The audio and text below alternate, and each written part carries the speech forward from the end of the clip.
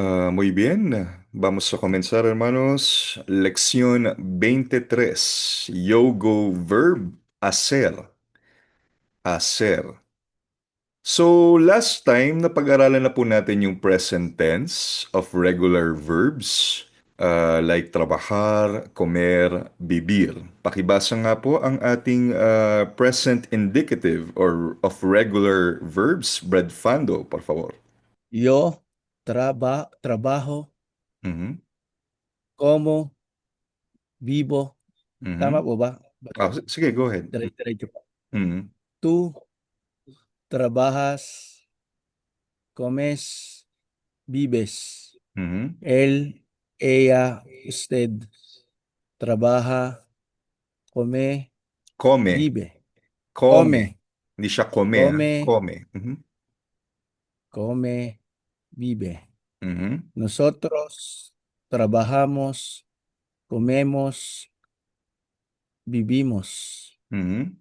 Vosotros trabajáis, coméis, vivís. Bibis. Ellos vivís. Mhm. Ellos, ellas, ustedes trabajan, Trabajan. comen, trabajan, Mhm. trabajan, comen, viven. Okay. So ito yung verb conjugation ng regular verbs. Ang regular verbs, ang ibig sabihin niyan ay sinusunod niya yung normal na conjugation pattern or conjugation ng verb. Pero meron tayong mga tinatawag na irregular verbs. Ito yung may kakaibang way para i-conjugate ang verb. At ito nga po yung pag-aaralan natin. First part po, ang tinatawag po nating yo-go verbs or G verbs.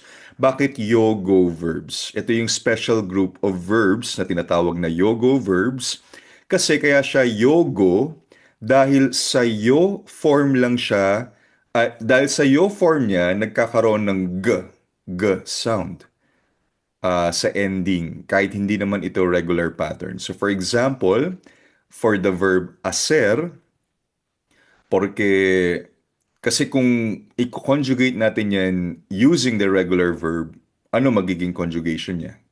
'Di ba? Ako.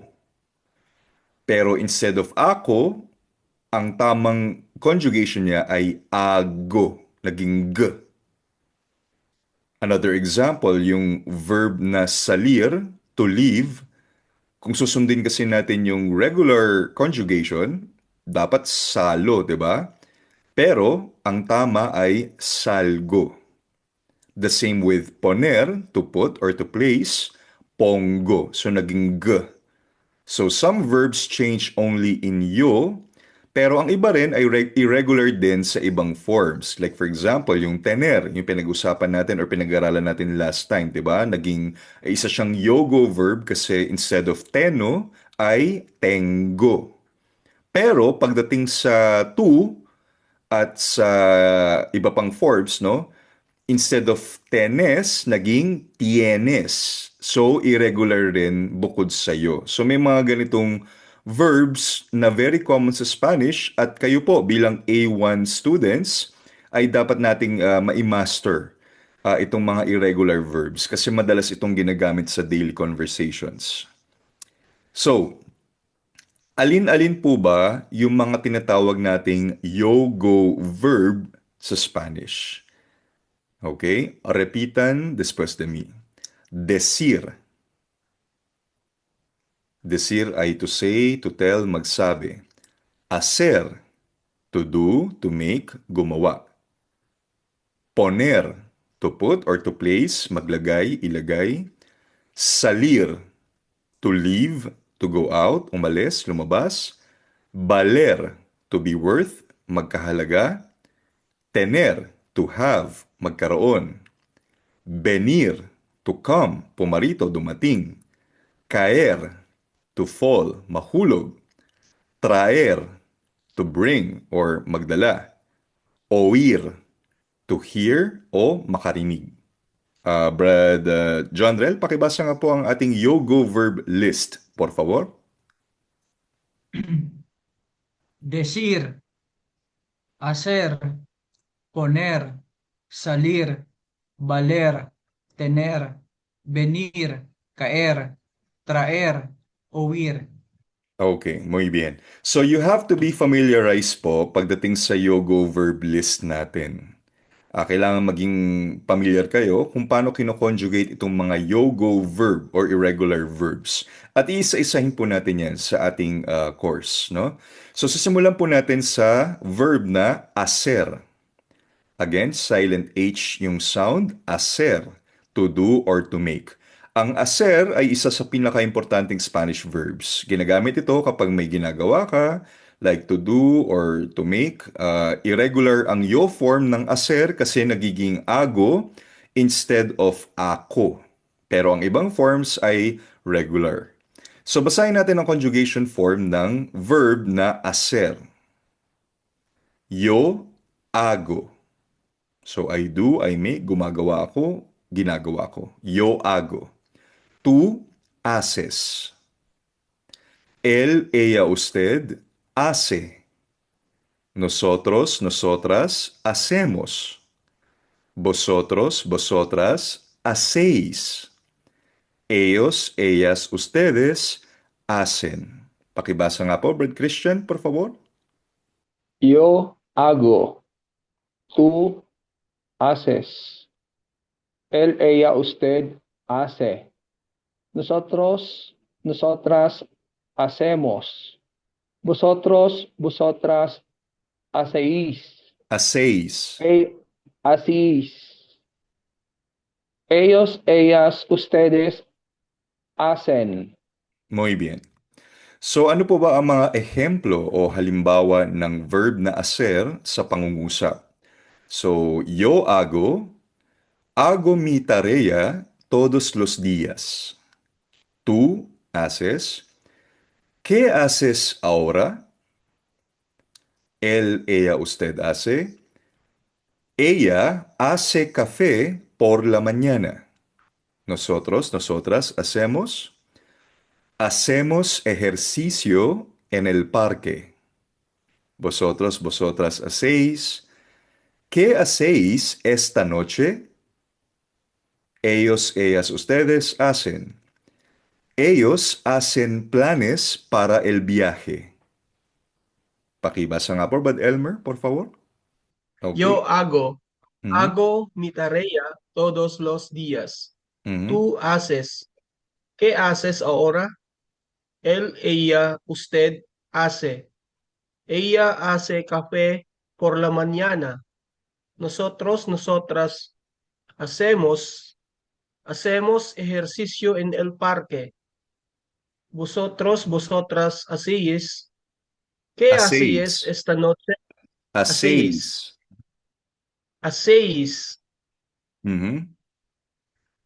Okay, ¿Qué continue. hacéis? ¿Qué hacéis esta noche? Ellos, ellas, ustedes hacen. Ellos hacen planes para el viaje. Muy bien. So, ano po ba yung mga common expression with hacer? It doesn't mean na to do or to make lahat. Isipin nyo na lang na merong mga expression or idiomatic expression or expressions na ginagamit ay verb na hacer. Okay? So the first one is hacer la cama, to make the bed, ayusin ang kama. For example, yo hago la cama todos los días. Inaayos ko ang kama araw-araw. I make the bed every day. Hacer ejercicio, to exercise. Ellos hacen ejercicio por la tarde. They exercise in the afternoon. Nag-ehersisyo sila sa hapon. Hacer una pregunta, to ask a question. So napansin nyo, no? Hacer, diba, to do or to make. But it can also be used, ikakabit mo siya sa una pregunta. Ang meaning na nung phrase ay to ask a question o magtanong. Puedo hacer una pregunta? Can I ask a question? Pwede ba akong magtanong? Next, hacer una llamada, to make a call or tumawag. For example, Usted hace una llamada importante. Llamada is tawag, call. Next, hacer planes. Planes, plans. So, el plan, plano. So, el plan is plan, singular. Planes, plural. To make plans, hacer planes. For example, hacemos planes para el fin de semana. El fin de semana, weekend. We make weekend plans. Nagpaplano kami para sa weekend. Hacemos planes para el fin de semana. Ginagamit rin ng hacer para sabihin ang weather. Doon sa mga nag-advanced study, no, meron akong lesson sa previous course natin yung aser plus weather expressions. So ginagamit ang aser para sabihin mo ang ano ang panahon or klima or weather. For example, hace frío hoy. Malamig ngayon. It is cold today. Hace calor, hace viento, hace buen tiempo, hace sol, etc. etc. Maybe we would have another class about aser plus weather expressions. Pero ginagamit ang aser pag gusto mong sabihin kung ano ang weather. Next, this one, ako very useful to para sa akin, aser kaso. Hacer caso ay to pay attention, obey, or pansinin, or sundin, or pakinggan. So for example, los niños no hacen caso. The kids don't pay attention. Hindi nakikinig ang mga bata. So hacer caso is an expression to say to pay attention or obey. Questions so far? Wala naman kayong questions? Sige nga, practicein natin kung natatandaan ang conjugation ng hacer. I will give you 4 minutes. 1 to 10, pakilagay lang po ang tamang conjugation ng hacer. Ready na ba? Ready na sila si Badlons eh. Sige, sabay-sabay na nating answeran. Madali lang naman yan. Number 1, what is your answer? ¿Cuál es la respuesta correcta? Yo hago mi tarea. Yun. Yo hago mi tarea. I do my homework. Ginagawa ko ang assignment ko. So, tarea ay assignment or homework. Number 2, ¿Qué haces? ¿Qué haces tú? Optional na yung sa dulo. Kung gusto mo lang may emphasis. Pero yung ¿qué haces? Understood na yun na ang tanong mo ay, anong ginagawa mo? What are you doing? Ayun. Number 3. Hacen. Singular. Ella hace una llamada. Ella hace una llamada. She makes a call. Number 4.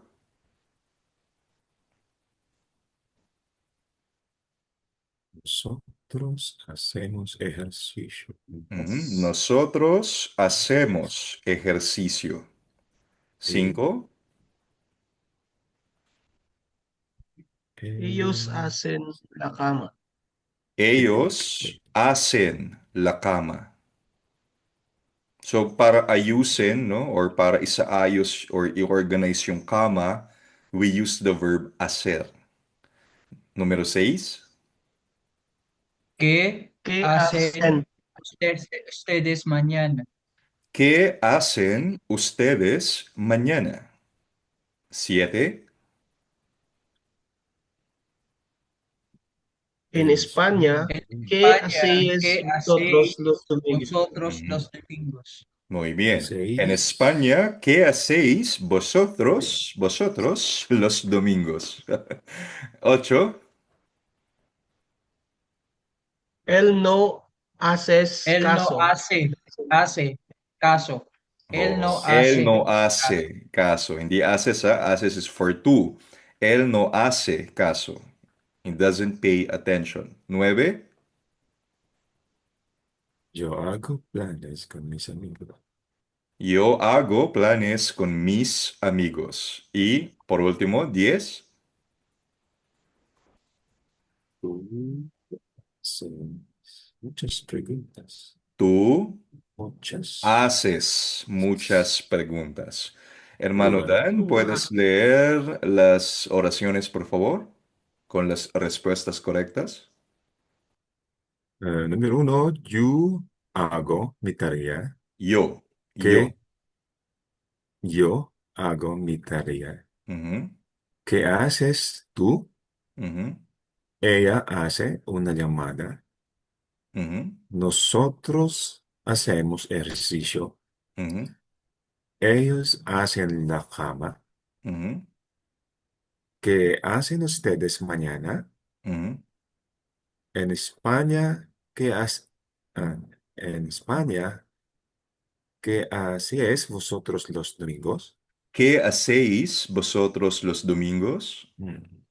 En España, ¿qué hacéis vosotros los domingos? Ujú, El 8.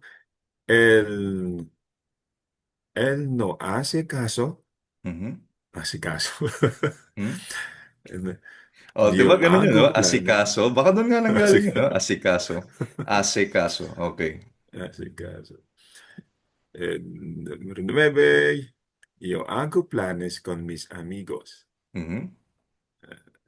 Último, tú haces muchas preguntas. Muy bien. Yeah. Oo nga, no? Baka doon nanggaling yung word na asikaso. Hace Asikasuhin, di caso. ba? Asikaso. Yun siguro Pay yun, attention. asikaso. Pansinin or Hindi, pay attention. O yun, we hindi learned mo ako something. inaasikaso. O yun, di ba? May matutunan tayo, ha? Okay, muy bien.